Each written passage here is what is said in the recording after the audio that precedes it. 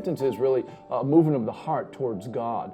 And if that heart is really moved towards God in sincerity and confession, there's always going to be reformation of life. So John the Baptist, there he is on the shores of the Jordan preaching repentance, and then the Jewish leadership comes, the soldiers come, and who warned you to flee from the wrath to come? Bring forth fruits what? Worthy of repentance. How do we know the repentance is real? Because there's restoration. Jesus, here, I give fourfold. There's restoration, there's repentance, there's reformation in the life.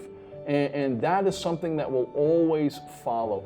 True biblical repentance will always have reformation and restoration in the life of the individual. And that's how we know if it's real. Just like conversion. How do we know conversion's real? If any man is in Christ, he's a new creation. Behold, all things become new. Old things are passing away. All things becoming new. We're looking for fruit. So what's the fruit of that repentance? I sinned against his brother. I went to him. I sought to make it right, etc., etc. So those two always go hand in hand.